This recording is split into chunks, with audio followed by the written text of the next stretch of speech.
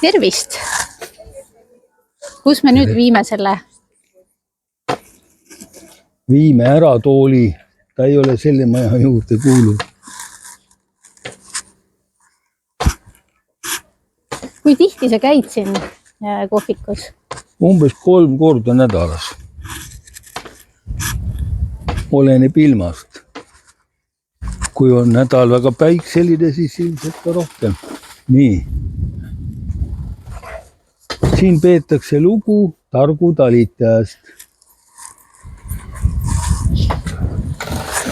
Tere! Targu talitaja tuleb. Jaa, palun. Niimoodi. Täna on üle Eesti on päike. Ja. Tema minu tütar. Me teeme tukksarja. Ja. Kuidas ma pean lugu Nõmme Turust? Ja.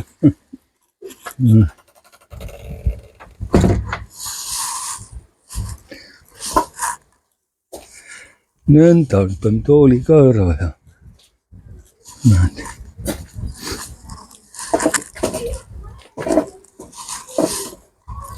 Vaata, veebruaris olid need metallist toolid väga külmad. Ja siis ma laenasin naabritelt tooli. Soovitasin seal Puksöövenis, et oleks tore, kui oleks padjad olemas, et kliendid, kes tahavad istuda, panevad padjad alla. Ja meie seiklused siis iga kord tegelikult saavadki alguse siit Nõmme turult. Ja siin saab kohe hea tuju ja kuna... Ja räägi, kuhu me siis täna oleme suundumas? Täna tahaks minna Pääsküla. Seal on toredaid hooneid, maju, sõpru. Ja saab meenutada. Ja. Tead sa midagi Pääsküla nime kohta ka? Et miks ta Pääsküla, et see on mingisugune legend või? No sealsed alad on ka seotud von Kleeniga. Nii et tema, huvitav on ju see, vaata, kui me siin esimest korda kõndisime ja rääkisime, siis oskasin öelda, et Nõmme linna osas vähimärgi all. Ja tuleb välja, et von Kleen on ju vähk. Jah, Nõmme rajaja. Nõmme rajaja, jah. Juuli keskel sündinud.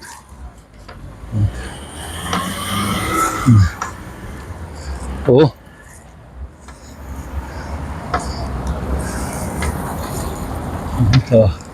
Täna on üle Eesti päike.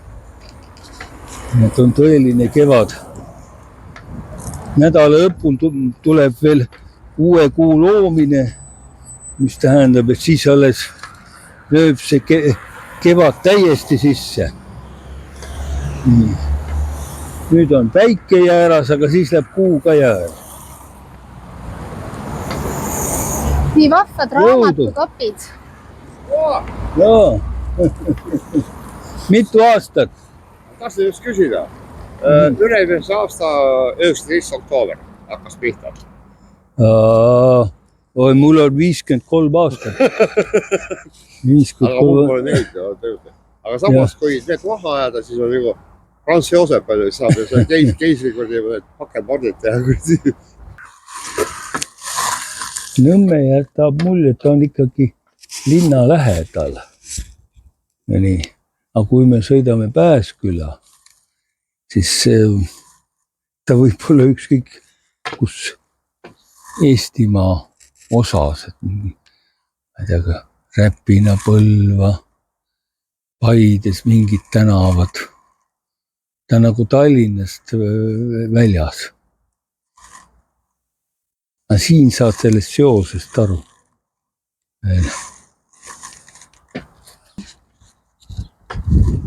Näed jälle, vaat see on Nõmme maja.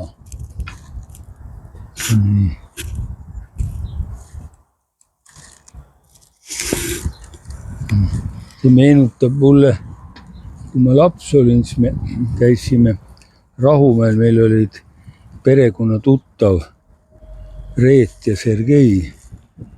Nendel oli selline torniga osa majast.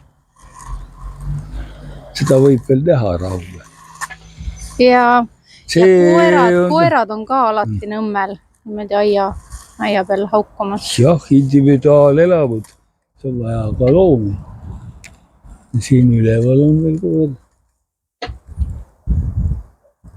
Ja siin on puude lõhkumist, see on ka mul lapsepõlvest väga meeles, et minul tuli seal Sihis palju lõhkuda.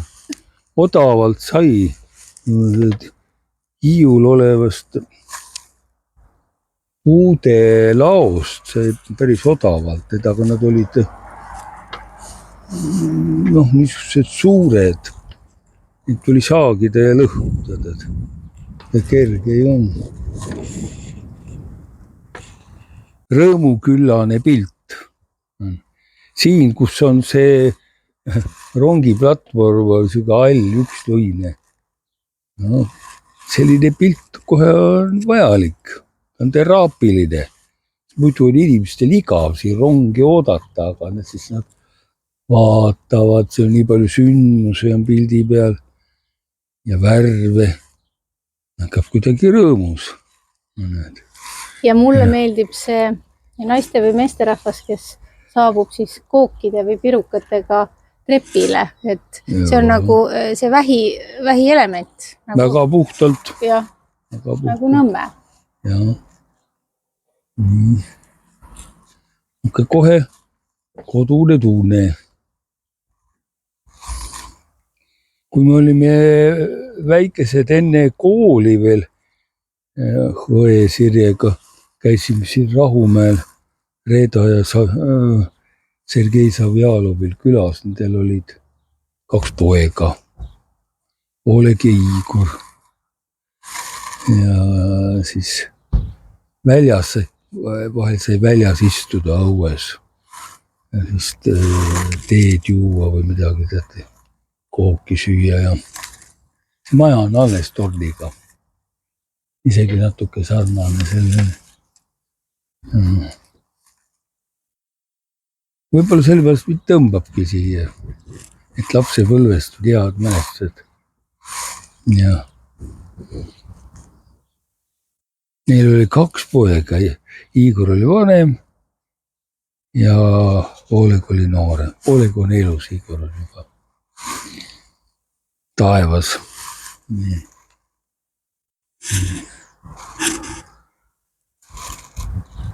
Siin oli õhk parem, siin oli rohelust. Nii. Ja inimesed said väljas olla. Neil oli naabriks oli üks arst, kes iga suvi puhkuse ajal tegi jalgrattamatka. Ja sõitis Balti riigid läbi.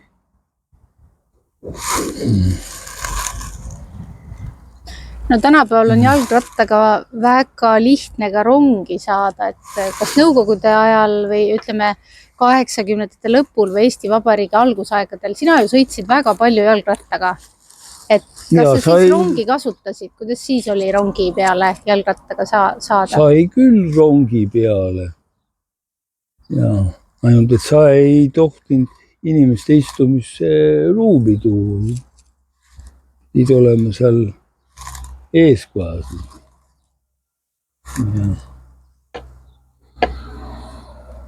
Oi, sõitmis oli palju. Rongiga, jalgrattaga. Nüüd käin põhiliselt jalgsi, aga siis oli ainult jalgratta. Kõige enam on olnud Minski jalgrattaid, aga ega tal viga ei olnud, oli päris vastupidav.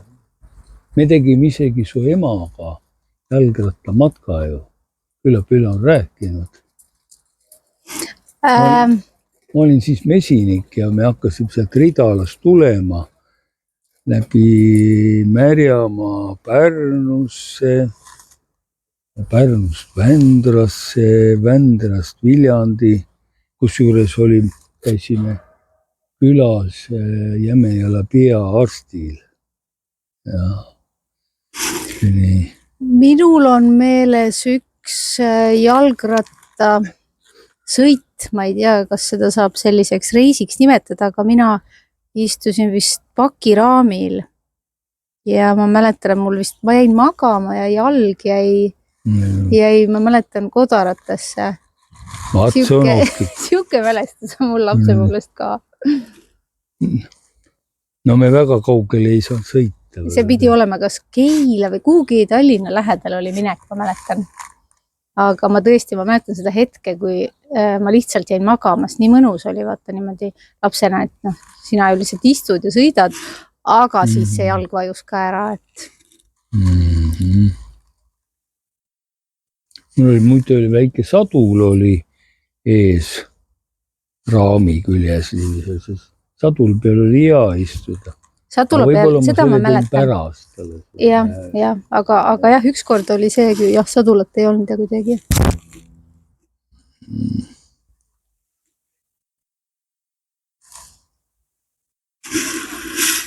Esimese välismaa jalgratta ma sain 90. aastatel. Mul oli ikka see Minski alles veel. Kuni ta ära varastati lõpuks. Me ajasime Euroopas ja puukuurist. Vaat pane ratast tead nii. Kus kohtu pead ikka tead korteris hoidma või. Aga mäletad sa oma esimest jalgratast? Millal sa said esimese jalgratta? Ja, kui ma olin 15-aastane, siis ma käisin suvel tööl Männiku tehases ehitusremontbrigaadis. Ma olen 2 kuud tööl seal. Ja selle raha eest ma ostsin omale jalgratta. Ma tulen istun ka. Olin väga õnnelik. Näed, tulebki midagi. Jah, midagi on nüüd tulemas sealt. Ja.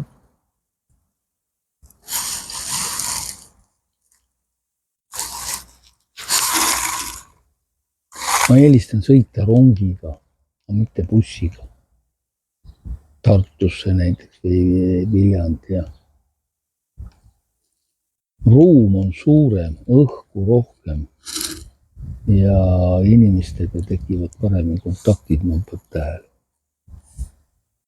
Kas sa rongijuhiks kunagi ei ole tahtnud saada lapsena, ei tahtnud? Mina aitasin kaasa, et meie sugulane Raivost sai rongijuht. Tädi Anni poeg Pärnust. Mina viisin ta rongijuhtide kooli siin Tallinnas. No vot. Ta ei osanud siin minna. Ja vaatame, kus see rong meil siis tuleb. Ja.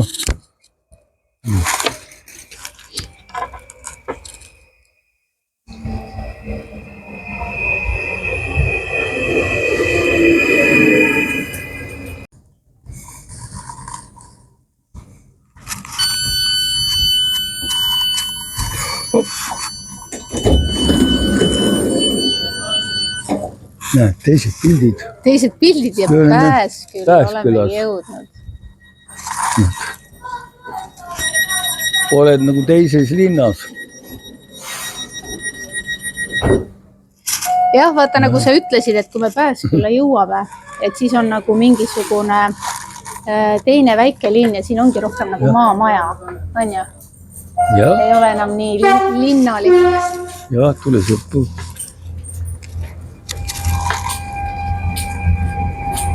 Väga vahva maja, aga see on nagu maal tõesti. Nii.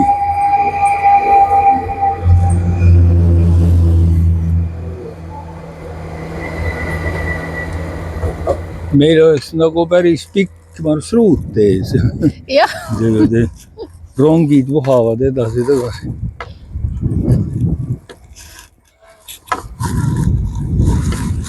Oh kui hea. Nii palju on värsket õhku siin.